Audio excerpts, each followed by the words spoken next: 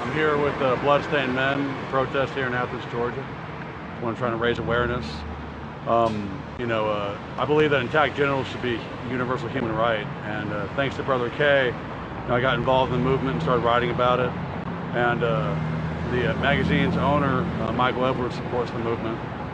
So we're here to say that everyone deserves a right to intact genitals, whether you're male or female.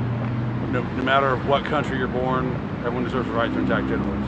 And I was left intact, and the way that happened was my mom became aware of foreskin being beneficial and not a birth defect from a friend who was given a pamphlet from Nurses, from Marilyn Milos's foundation. So Bear was given the information, and he told my mom, hey, you don't need to circumcise, it's not needed.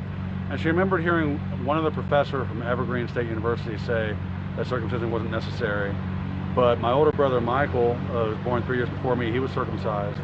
And then when she heard about from the information from Nurses, from Marilyn Milos, from her friend Bear, she realized that circumcision would be a mistake for me. So she left me intact. I'm incredibly grateful that she did. It's not really a small issue. It's a functioning part of my body. So I believe that everyone has a right to their whole penis, to all of their genitals. Everyone deserves that.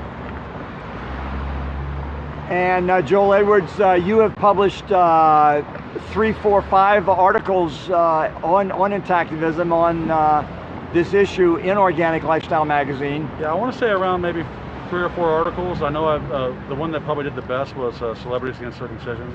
I also wrote Circumcision Myths. I'm trying to raise awareness. I have one in the pipeline that should be done within a few days, I think, Nurses Against Circumcision. I was fortunate enough to have Joe Rogan retweet Celebrities Against Circumcision. He retweeted that article. Your article? For his followers. Awesome. Yeah. He was one of the celebrities in there who speaks out against circumcision. The fact that most Americans have very strong feelings of revulsion and horror at the idea of female circumcision, but not a male circumcision, just shows it's a good example of enculturation. So it's a really good example of just being taught that something's right your whole life and believing it. A lot of Americans don't really believe that they live in a culture, but culture is like being a fish. A fish never discovers water until you pull the fish out of water. Until you go to another country and you see how different things are, you don't realize how much of a culture you have. It's an American cultural practice that needs to stop. And you want to introduce your daughter to us? Jalen. So my daughter Jalen. And we met Jalen just a few minutes ago, briefly. And Jalen, you're 10 years old. I hope to convince as many people as I can that circumcision is wrong. Oh, that's awesome. I hope to convince, there it is, ladies and gentlemen, the wisdom of a child, 10-year-old child. I hope to convince as many people as I can that circumcision is wrong. Circumcision is cruelty and should never have existed. It never should have existed. You are absolutely right. Absolutely right. Joel, I know you're as proud of your daughter as I am of mine. Full of shit. What's that, sir? I was circumcised when I was. Well, sir, if you give us 30 seconds, we can convince you why that's an inaccurate, false statement. Joel Edwards, you heard the young man curse us and walk off. Why do you think a man won't stop and learn anything new or even argue his position? Because the procedures are reversible. So once you know that it can't be undone, you're going to be heavily emotionally invested in the procedure being beneficial to you. And medical professionals will try and tell you that reduces your risk of all manner of diseases, and it's just simply not true.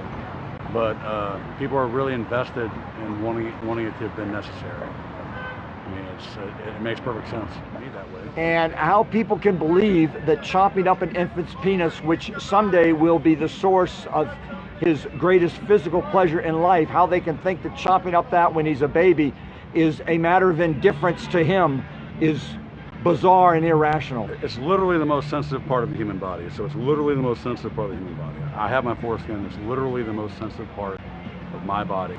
But doctors get paid a lot for circumcising a penis. They get paid nothing for leaving it intact. So they have a financial incentive.